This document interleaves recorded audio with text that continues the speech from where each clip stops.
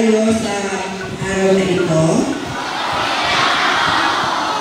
Mabuti naman? Yun. Kadalasan ang sagot ninyo, pag inumusta kayo, ang sagot ninyo madalas, okay lang po. So, pwedeng sagot ay mabuti po kami. Diba? Ulitin nga, kumusta na kayo? Ayan. At syempre, kumusta din natin ang ating mga kasama na nasa inyong harapan? Ang ating SPPA, headed by our President, Mrs. Emma Papuli, at ang kanyang mga kasamahan. Hindi ko kasi kabisado ang first name. Hayaan nyo, makakabisa ko rin. Baka magkamali ako.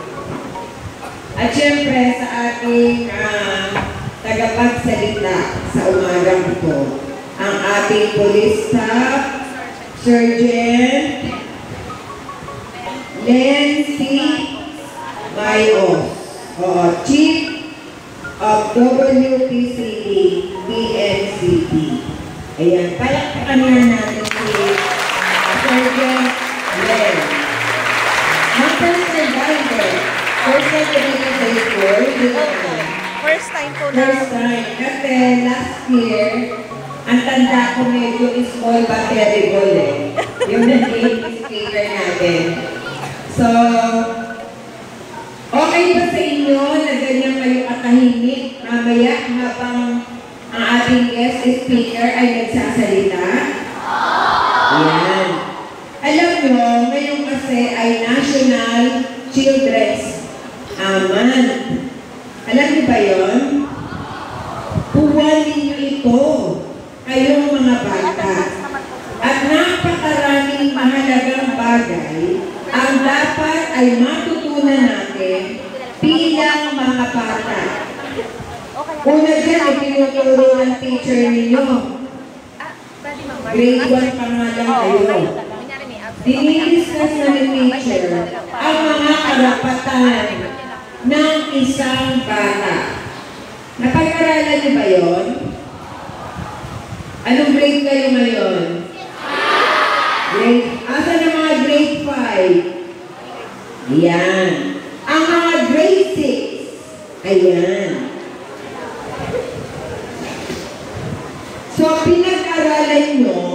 Alam ko yan sa HECASI eh. Diba HECASI? Araling Panlipunan, kahit sa GFRC, mga karapatan ng mga bata. May nakatandaan ba kayo ano yung mga karapatan ninyo bilang isang bata? Magbigay nga ng isa. Tignan ko kung talagang itinuro ni teacher. Alam ko, 10 yan eh. Ano, teachers? 10 ba tama? Karapatan ng mga bata. Bilang bata, karapatan ko. Magbigay ng isa. Yes. Makapag-aral. Tama ba? Tama.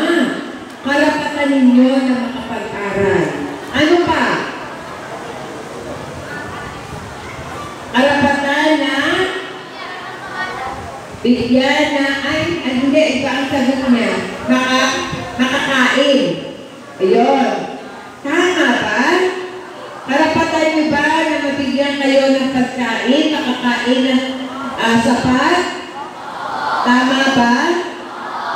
Tama. Ano pa? Ano pa? Kakalimutan na yata. Yes, anak.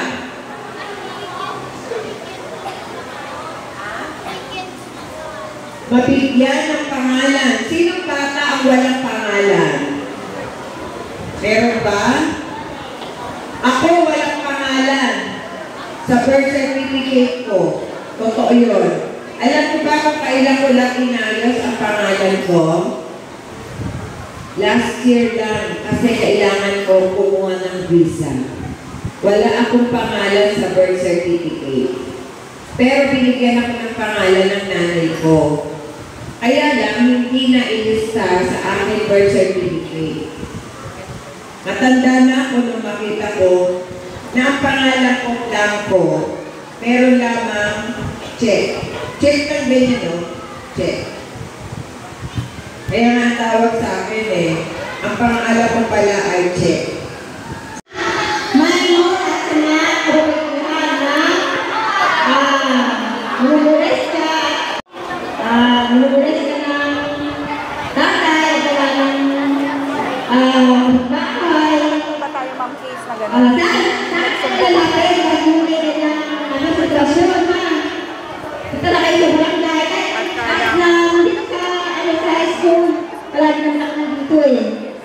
Nakita niyo lang ako pag may problema kayo.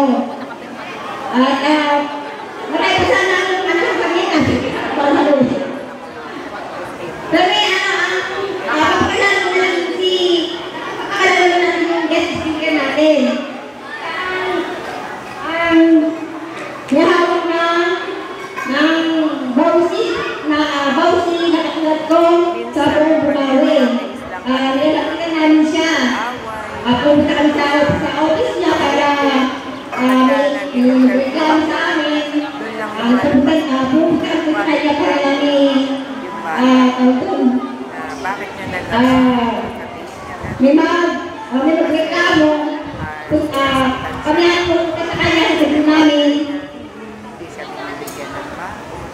Sabi iyan ko yung ganisigan natin.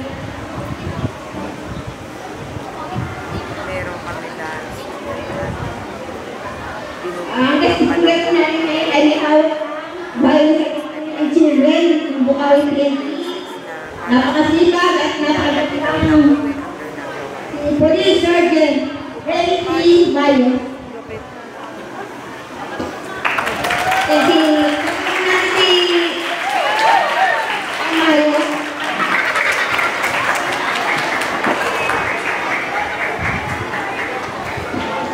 Thank you po.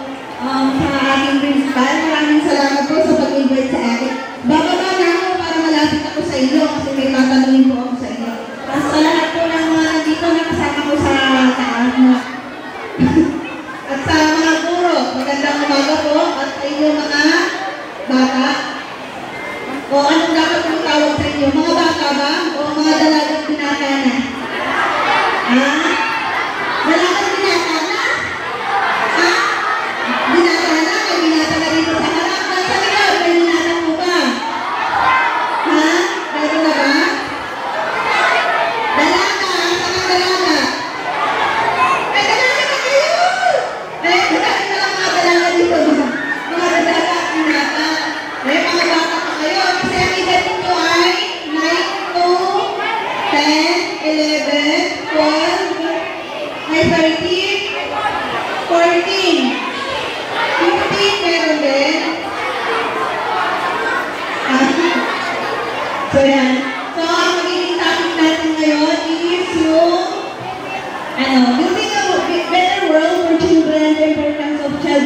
yung safety, yung protection ninyo at saka yung kaligtasan ninyo. Pero bago ko i-discuss yan, gusto ko rin malaman kung anong ginagawa ninyong protection para sa sarili ninyo. Kasi bago namin kayo protectionan ng mga magulang, mga guro, teachers, mga pulis, dapat po mula sa inyo, mula sa sarili niyo mismo, dapat kayo ang unang-unang magbigay protection para sa inyong sarili para kayo ay ligtas. Unang-una na yan, mga nakaskirt kayo, di ba mga anak? Ano ang proper na pag-upo para hindi masilipan? May nakita akong kulay pula kanina. At saka itim. Puti. Diba? Pagka naka-skirt tayo, ang dapat, paano yung skirt? Naituro ba sa inyo? Ayan, ano yan, para nakatakit daan. O, mababa kasi yung upuan ninyo, kaya hindi kayo pwede mag-4. Pero mataas yung upuan ninyo, morog lang, pwede ninyong i-4 yung paa nyo para yung skirt ninyo nakatakit. Hindi na makikita doon sa baba. Pero kayong mga kalalaki, pag nakita ninyo na yung mga classmate ninyo, syempre mababa yung upuan, tama, takpan yung mata. No? Bilang respeto sa babaeng classmate, ganun yun, ha? Hindi yung kukuha kayo lang sa lamin, ilalagay sa tsinelas, igagano para makita ko ang kulay ng panty ng classmate. May gumagawa ka o? Wala naman. O, pagkukuhi, kasama yung pagkukuhi, pang babastos. Huwag nang gagawin yan, baka di nyo alam, kasabihin nyo, tinuro ng pulis, ganun-ganun ko, lagyan ko rin sa lamin. Sa akin pa pala ng galing, kasi wala gumagawa. Huwag nyo subukan. Huwag nyo subukan. Kung gusto ninyong makita kung anong kulay ng panty ng babae, katong yung nanay ninyo. Hindi yung maliliit kayo, bawal yun. O di kaya meron ka ditong classmate na biglang nagbababa ng shorts o skirt ng kasama, o di kaya nagwaganon para makita yung panloob. Ay meron?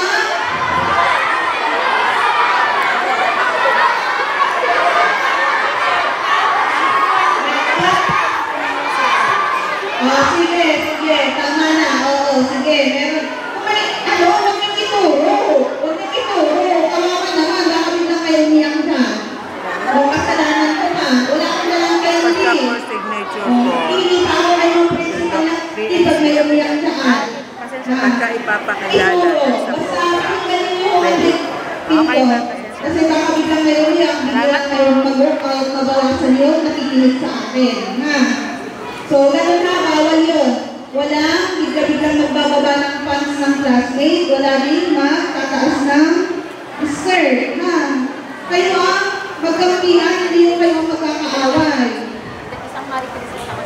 Lahat din ka dito may Facebook din, may nag-Facebook. Lahat, sino wala?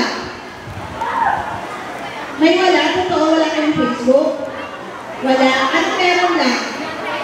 Wala din talaga? Congratulations sa wala pa.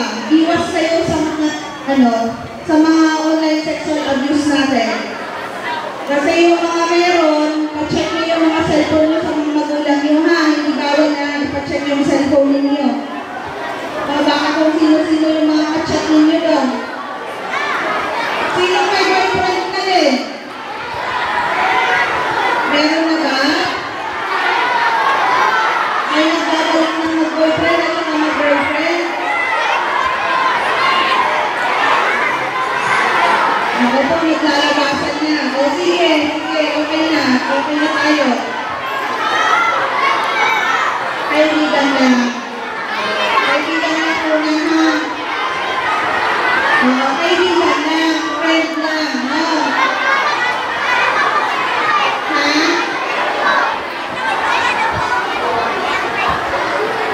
Dapat pala, isa-isa tayo, malaparapat tayo para malaman ko bawat isa, kasi marami pala eh. Ayan, so balik tayo sa protection na ibibigay ninyo sa So yun na, magsusuot ng pen pag tayo ay lumalabas. Pag tayo lumalabas, sana huwag na kayo mag-backpack shorts. Kasi pag nahatak kayo, lalo na pag lumalabas kayo ng gabi, tapos naka-backpack shorts kayo. No, baka humutin kayo ng kung sino lasing dyan sa daan. Pag lumabas kayo at alam ninyo yung gabi, dapat may kasama kayong nakanda. Bawal kayong utusan, sabihin nanay ninyo, bawal po kami utusan daw ng gabi na bumili ng suka, pakis po sa labas. Dahil baka mahatak po kami ng kung sino sa daan. Kahit sabihin pa natin yung malapit lang yung tindahan, pero madilim naman yung daan, at walang katao-tao sa dadaanan ninyo, sabihin niyo sa mama niyo, sabi po ng pulis, kung pumunta sa eskwelahan namin, huwag daw po ninyo kami utusan pagkagabi at walang kasamang matanda kasi baka kami ay mahatak ng kung sino sa labas. Yan sabihin niyo ha. Pagka nagalit yung nanay ninyo, pumunta kayo sa mga teacher ninyo, tapos patawagan ninyo sa akin, kinabukasan, para sabihan ko yung nanay ninyo. Kasi yung naging dahilan, yung lumalabas kayo, inuutusan kayo bumili ng yelo, may lasing doon. Sana hindi kayo matakin, tapos nilaglag sa kanal. Kung sinampal kayo doon. May ganyan ang kaso, sinampal bigla, wala namang ginagawa. Nang lasing. Nakasalubong lang, biglang sampal, biglang tadya. O gusto ba ninyo yan? O di kaya kung hindi kayo inuusan, pero gusto ninyo, pagkahan yung kabarkada ninyo, tapos bigla kayong lalabas gawing gabi, hindi nagpapaalam sa magulang kung saan pupunta. Dapat huwag yung gagawin yun, ha? Lahat ng pupuntahan ninyo, halimbawa kung may practice kayo, ipaalam sa magulang kung saan pupunta. No? Tsaka kung sino yung napagalitan dito, tapos nagbabalang maglayas. Wala naman? Huwag yung gagawin maglayas, hindi nyo kayang kakainin yung sarili nyo, hindi nyo kayang kalamunin yung sarili nyo, kaya huwag na kayong maglayas. Kasi yung iba, napagalitan, maglalayas daw, kung saan pupunta, o nakuha ka na kung sino dyan sa labas, mas malala pa ang gawin sa'yo, gawin kang baboy o aso dun sa bahay niya. Gusto ba rin yun? Diba? Hindi naman magagalit ang magulang ninyo kung walang dahilan. Sino ang magagalit ang magulang ninyo nang walang dahilan? Walang dahilan? Ha? Bigla na lang, anong ginagawa? Nagagalit lang? Baka pagod sa trabaho, kayo nagalit. Anong ginagawa kung may pinagalitan ka? Hindi mo pinapansin. Baka gusto ng mama ko, hi mami, ganun ka lagi pagka nandun siya. Bakit? Ha?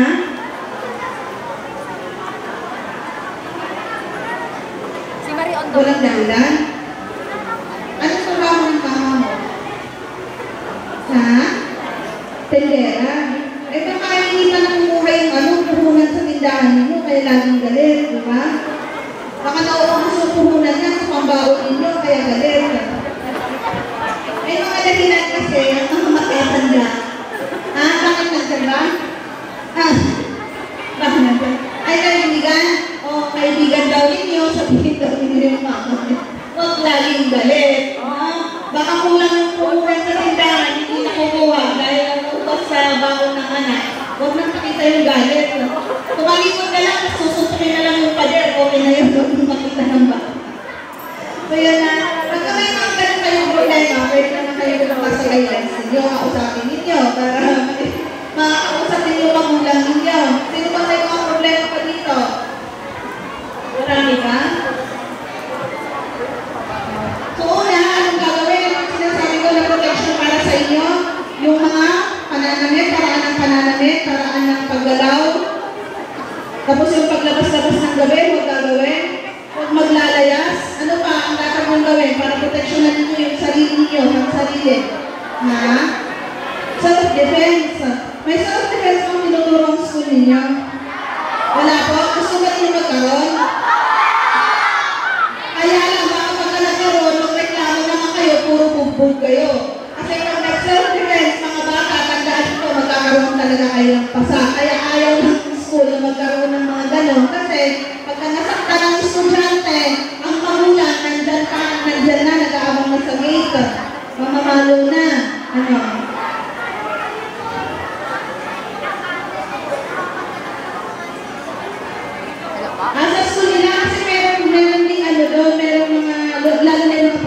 di ba? Meron sila. Pero sa mga ano, pwede ka namang lalagyan ng magulang mo. Sabihin mo kung gusto mo. May mga private naman na nagtuturo ng gano'n. Gusto mo naman? Bakit may gusto malabang sa pakit? Bawal yun. Pag may self-defense kasi kayo, magkano tinuruan kayo doon, dapat may disiplina din sa sarili. Hindi porque, sinabihan ka lang hindi maganda ang classmate mo, suntok agad. Hindi gano'n yun. May kasamang disiplina kung dapat ituturo kayo, para matutunan ko yun, para ituro sa'yo, dapat unang-una disiplina sa sarili. Kasi hindi pwede na dahil marunong ka, gagamitin mo para manuntok o manakit ng ibang tao.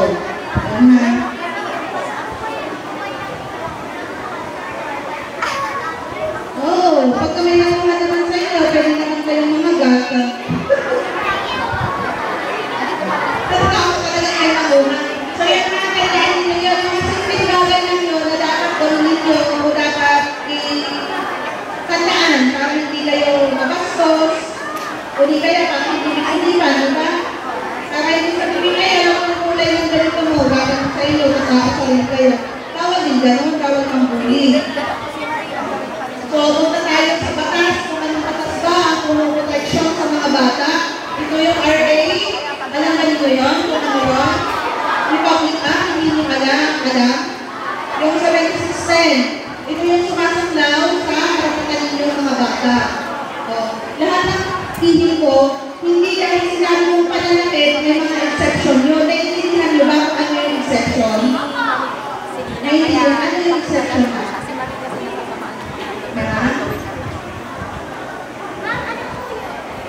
Hindi mo rin, at kami, mapaliwatag na kung ano yung exception na yun. Ito, ano niyo, matama ninyo dito. Halimbawa, sa RA 767, meron tayong sinasabing physical abuse.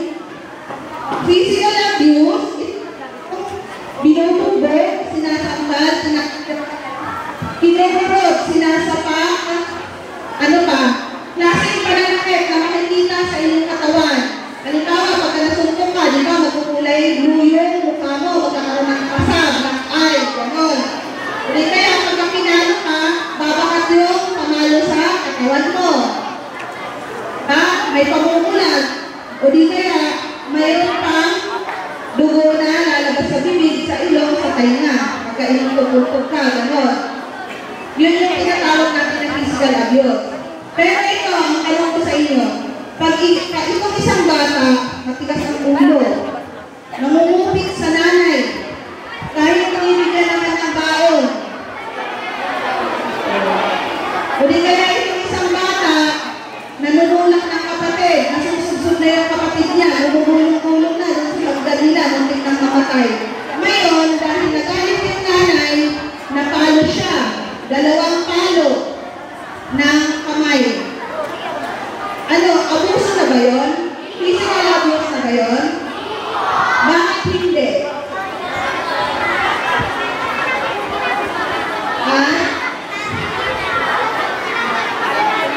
Disiplina. So, alam niyo yung ibig sabihin ng disiplina. So, alam niyo na yung ginawa ng nanay yun sa anak is disiplina dahil sa ginawa niyang mali.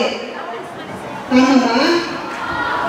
Pero, kung ang nanay nakaupo lang sa bahay si bata, nakaapal ng left-hand, wala naman siyang ginawa sa school na hindi maganda, wala naman siyang ginawang kaluluhan sa bahay, o ano pa man na inutos ng nanay na hindi niya sinunod, lahat sinunod na kanya, pero pagdating ng nanay, nalasing, o di kaya kulang sa tulog, bigla na lang sinabunutan yung anak, inuntog sa pader, pinagdakan pa, tapos sinubsog sa drum, natulo ng ubig.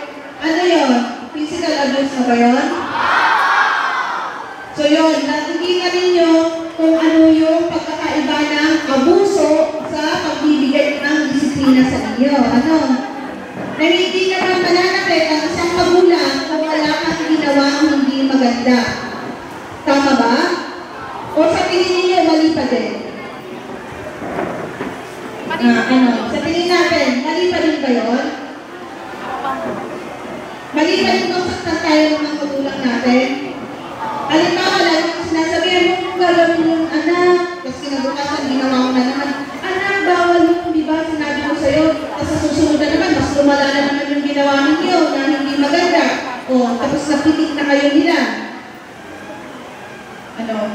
Sa tingin nyo, mali ba yun? Nabigyan ka na ng warning, nasabihan ka ng tama na, huwag nang gagawin yun, huwag nang uulit. Kasi pag uulit ka, masasaktan ka na, kukurutin na kita. Pero wala pa din, matigas ang ulo pa din, ng away pa din, o kaya, nakupit pa din.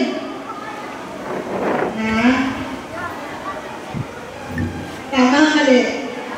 Tama si nanay, tama si papa, o mali? Tama si nanay, kasi nabigyan ng warning. Pag-disiplina lang yun. So, alam niyo kung ano yung pang-aabuso at disiplina na ginagawa ng magulang ninyo sa inyo.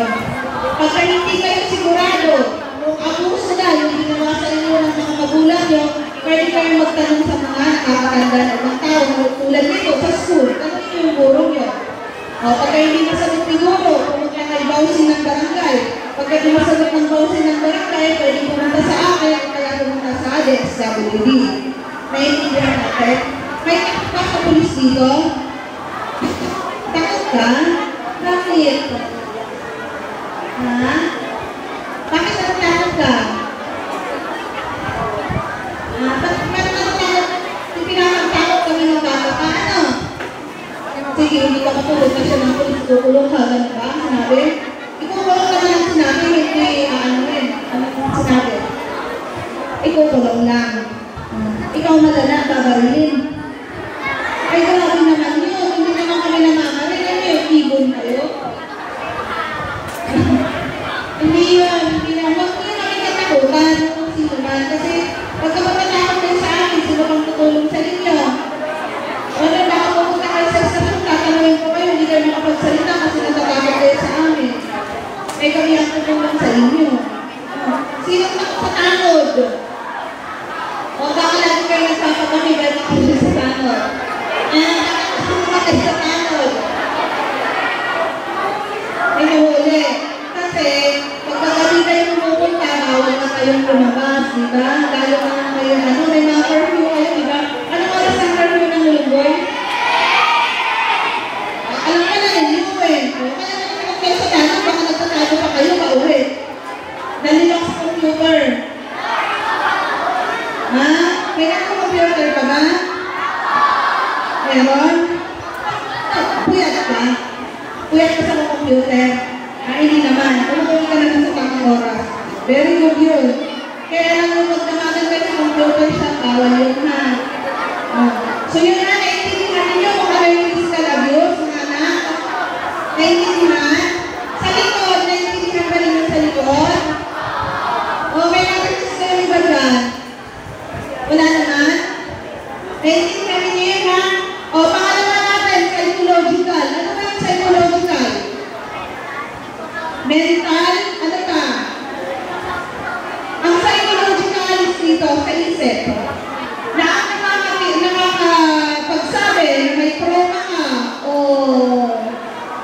ano? Yes, ano yan? Paninigaw sa kapatid. Oo, nagkakaroon ng trauma yung kapatid dahil sa paninigaw mo, kung natatakot siya, gano'n. Ate mo, nagsisigaw sa'yo, kung ganyan mo akin, ba't sinisigawan ka? Hindi ka ano? Ba't sinisigawan ka? Ayaw, walang dahilan din? Bakit gano'n? Puro walang dahilan? Hindi mo tinanong, bakit sinisigawan? Hindi mo tinanong kung bakit? Hindi. Lagi-lagi ba? Ilang taon yung ate mo? 14. Sinabi mo sa nanay mo yung ginagawa sa'yo, ate mo? Alam nila? O anong sabi ng nanay mo?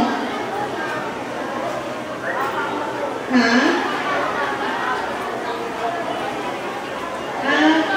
Pinapagalit ka naman. O bakit naman naiinit yung ate mo sa'yo kasi bunso ka?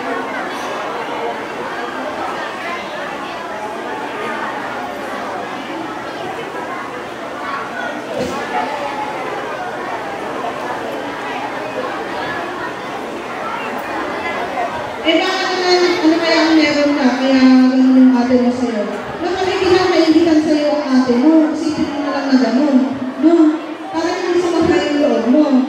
Lahat ng negative, ito man, pagka lahat ng negative na nangyayari sa inyong buhay, o mga tulad yan, sinisigawan lagi ng kapatid, isipin ninyo na lang in a positive way na, ay, lagi akong sinisigawan ni ate, nagpapapansin nata sa akin si ate, mga ganun. Hindi kaya may pinakaingitan sa akin si ate. Mas lalo ko pang ayusin yung pag-aaral ko para mataas yung grades ko. Yun ang iganti ninyo. O, diba? Pagka nakita ng magulang mo, mas mataas yung grades mo kay ate mo. O, tingnan mo si mataas yung grades niya, kahit sinigaw-sigawan mo, gagawin sa ate mo, naman matitigil yung ate mo. Sino mas mataas ang grades sa inyo ng ate mo? Siya? O, mas gastalingan mo. Teacher nito, pabigyan ng mataas na grade si, ito, para mas mataas na sa kapatid. Ha? Si Derek ang pangalan niya.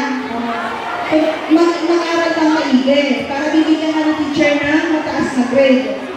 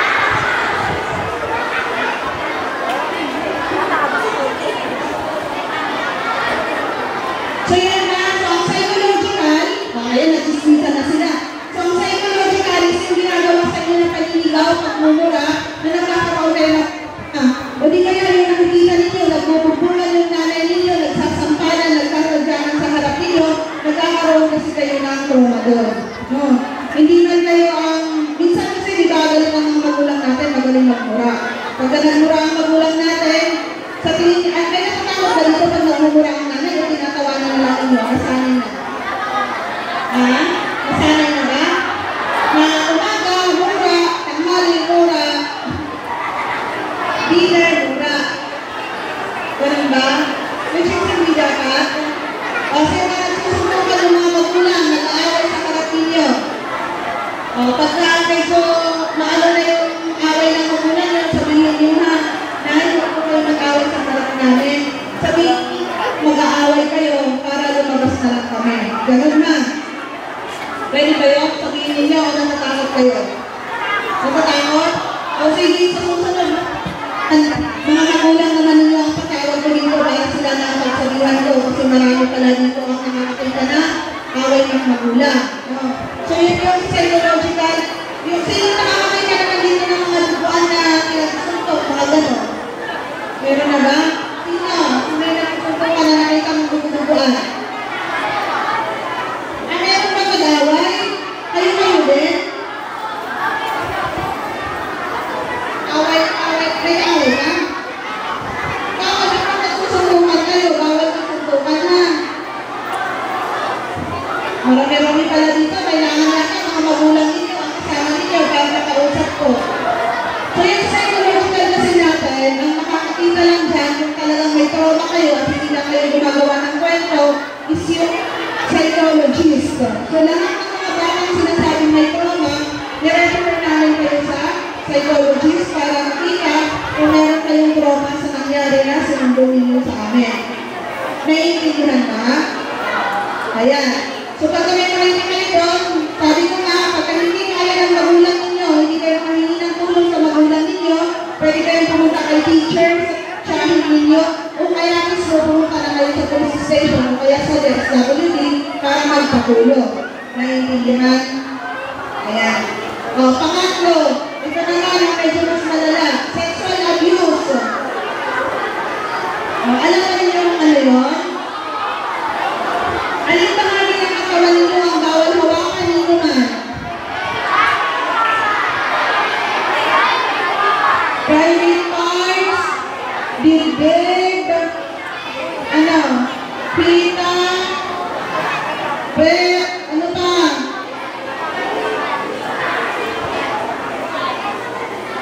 Halika na dito. Ay, ano? Sino gusto mong kumain dito sa harap ko? Ayan.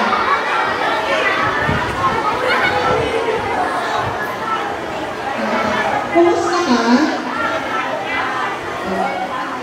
Anong nararamdaman mo? Kumusta ka?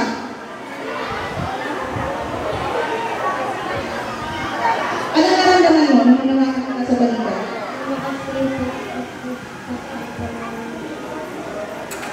Natatakot ka ba?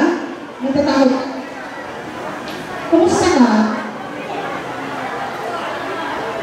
Anong naramdaman mo nung nanganganak ka dito? Pagka? Sige, pakiramdaman mo nga ito ulit. Kumusta ka? Mag-focus ka kung anong naramdaman mo nung sinabi kong kumusta ka kasi nawakan ko yung balikat mo. Wala lang? Okay lang naman? Wala lang? Pag ganito, kumusta ka naman? Punta. Hindi ka lang ganyan.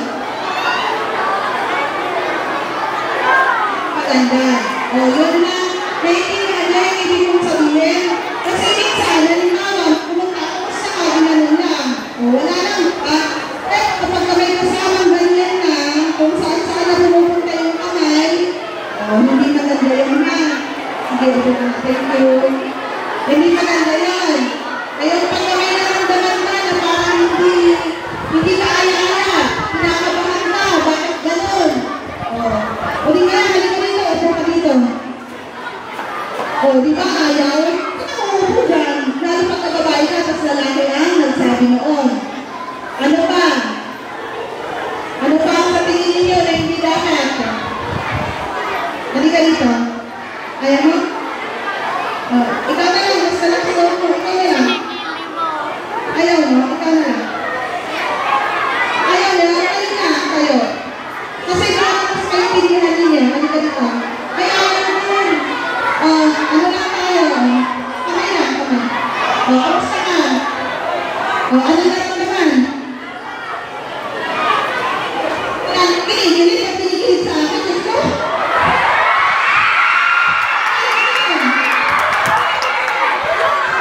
Iba na yun. Iba na yun. Anong kinikilig ka sa tita mo? Di ba wala nang naramdaman? Di ba kasi nakamay lang tayo? Parang ganito. Kamusta ka? Ano naramdaman mo? Ano naramdaman mo? Di ba may naramdaman kang kakaiba? Kasi bakit may gano'n? Ay, kakaiba lang pero bakit may karamang gano'n ka? Ilalim na alag. Di ba? Anong ibig sabihin yun? Ginagawa ba ninyo lang? Kumang classmate lang?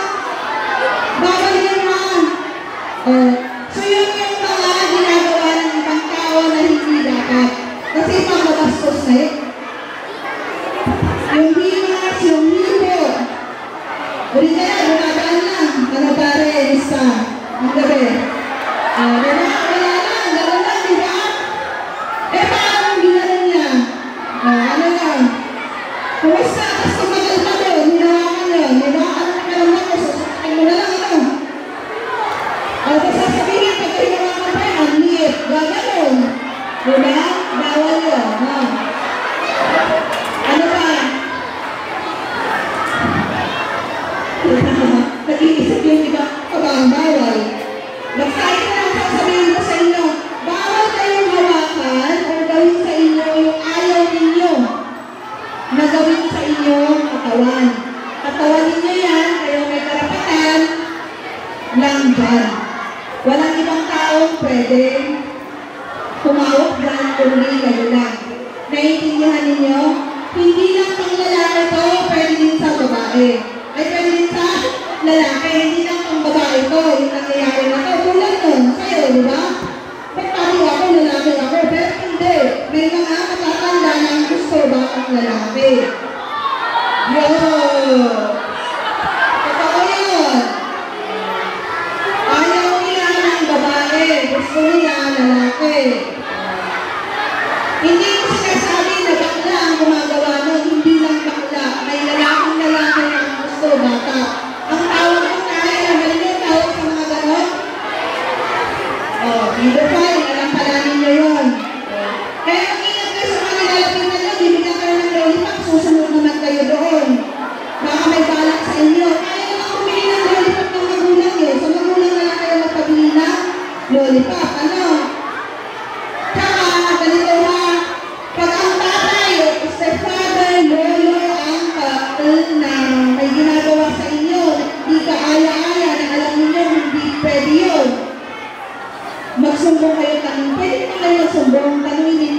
po ba?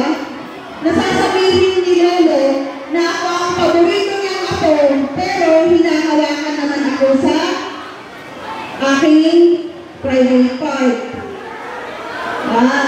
Hindi pwede yun. Hindi magmamahal yun. Pampabastos yun. Naiintindihan? Pero kung ganito, may sakit ka, pumunta ka sa doktor, dinala ka ng nanay mo. Walang babaeng doktora, doktor lang ang nandun. I-check up ka. Gamit yung, ano yung gamit niya na nilalagay sa tayo na ginaganon para marinig yung hininga ninyo, paghinga. Yan. Doktor yun. So, pwede niyang tingnan or i-check up kayo kasi may sakit kayo. Pero, dapat pag sine-check up kayo ng isang doktor, nandun yung magulang ninyo o di kaya guardian ninyo na nakatingin. Hindi yung kailang dalawa doon. Naiintindihan? Pag puntahan kayo sa doktor na ang sabi, halika dito na, maiwan ka dyan nanay. Ay, sabi po ng pulis, bawal po yun. Dapat kasama ko si Lola o kaya si mama mo o kaya si papa ko. Pagka-check up daw po ako, dapat may kasama daw po akong matanda din. Ha? Naintindihan nyo? Huwag kayong papayag na kayo ng dalawa doon sa kwarto kasi check up kayo. O di kaya, yung may hilot. Sino na dito? Nabalian ng buto ba? Balian buto. May nangyari, may pilay. Pagka hinilot kayo, huwag din kayo papayag na yung manghihilot lang ang kasama nyo sa kwarto na nakahiga kayo. Dapat nandun din yung magulang ninyo habang hinihilot kayo. Naiintindihan? Dahil bata kayo. So, naiintindihan niyo kung ano yung sexual abuse natin? Naiintindihan? Nalinaw? Hindi lang yung pagpasok ng bola sa ring ang sexual abuse. Ang paghipo-hipo, paghawak-hawak, paghimas-himas, kasama din po sa sexual abuse. Naiintindihan ninyo? Naiintindihan pagpasok ng bola sa ring? Alam niyo yun? Magkakaintindihan tayo, o baka gusto niyo, punta lang sa niyo. Kaya lang baka may magsumbong sa magulang naman dito. Naintindihan? So, yung nasasabot kayo sa belt system natin. Yung una, ano yun? Physical abuse, pangalawa. Psychological abuse, pangatlo. Sexual abuse. Pangapat, alam mo ano yung pangapat? Financial abuse. Sino yung hindi sinusustentuhan ng magulang dito? Hindi sinusustentuhan ng tatay. Kaya walang pang-aral. Pero ang nagsasampa kasi ng financial abuse na yun is yung nanay ninyo. Sila kasi ang nakakaalam kung hindi kayo sinusustentuhan ng mga tatay ninyo. Yun yung pang-apat natin. So, hindi ko na i-elaborate yun kasi sa mga magulang naman ninyo yun. Kaya ko din tinatanong yun kasi baka meron dito nakakaalam na hindi sinusustentuhan ng tatay o kaya nanay. Meron ba? Wala, hindi nyo alam. Pwede ko ng nanay at tatay at nanay nyo doon kung naitago nila yun sa inyo. Diba? Ha? Financial? Yung hindi kayo binibigyan ng sustento. Yung hiwalay ang magulang. Yun. Yung dapat ibigay sa inyo, paggamit ninyo sa pag-aaral, pag-check up, pagka may masakit, ganun yun. Dito ba? Tapos na tayo sa resident exam. Gusto pa ba ninyo? Gusto ba?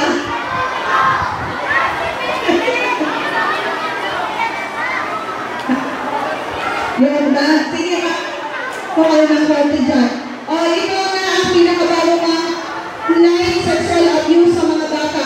Ngayon kung tinanong sa inyo kung sino yung laging nakababad sa Facebook, Instagram, TikTok, mga ganon. Mag-ingat kayo mga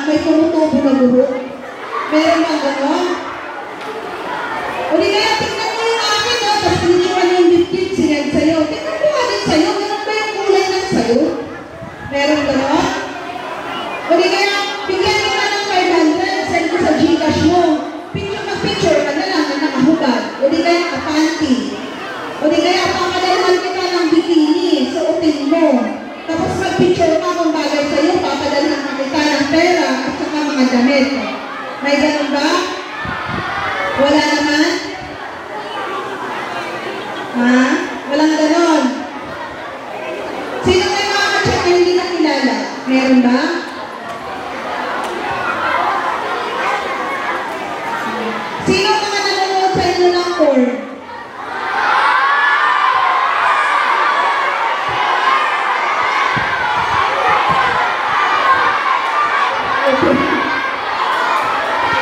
Sige, sige, tama na, oo na, may nanonood na. Ito, tandaan niyo na. Sige na, tama na. Tama na, tama na. Sige. Yun, may nanonood na na. May sasabihin ako sa inyo. Huwag ninyong sobrahan ng panonood ng porn, baka hindi na tumayo yan sa susunod na gusto ninyong gamitin sa tamang tao. Mga bata pa kayo, huwag niyong agahan. Ano? Tingnan ninyo, baka mamaya dahil sa panonood ninyo yan, manggagahasa na lang kayo sa gilid-gilid, kahit yung basurera dyan na naglalakad o yung baliw. Nakatakin ninyo, gusto ba ninyo yun? Kasi magiging addict na kayo dyan, kung anong pinapanood ninyo, akala nyo, ganun-ganun yun. Drama lang nila yun doon. Hindi ko pero yung mga napapanood ninyo doon. Naiintindihan?